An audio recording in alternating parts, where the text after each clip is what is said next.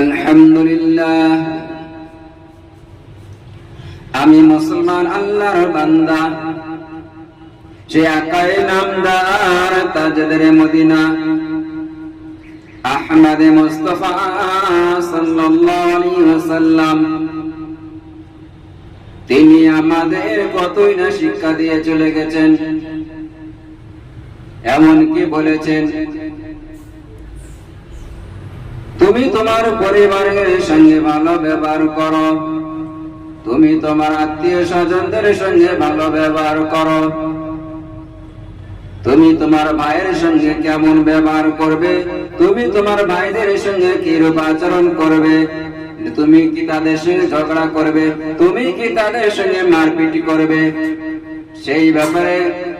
হাদিসের মধ্যে আছে। তিরমিজি শরীফের মধ্যে হযরত ইবনে আব্বাস থেকে বর্ণিত, লা তুমারি আখাকা, নিজের ভাইয়ের সাথে ঝগড়া বিবাদ করো না। আমরা যদি 4 ভাই হই, আমার যদি 4 ভাই থাকে, আমার যদি 3 ভাই থাকে, আমার যদি 2 ভাই থাকে, তো আমার উচিত, আমার কর্তব্য, আমার মানবতা এটাই যে নিজের ভাইয়ের সঙ্গে ঝগড়া না করা, নিজের ভাইয়ের সঙ্গে মারপিট না করা,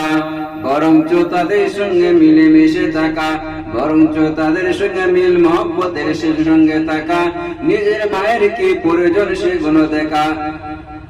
কেননা আমি বড় ভাই, তো বড় ভাইয়ের দায়িত্ব কর্তব্য হচ্ছে কি ছোট ভাই বোনের সঙ্গে ভালো ব্যবহার করা, নিজের ভাই বোনকে নিয়ে সঠিকভাবে চলা।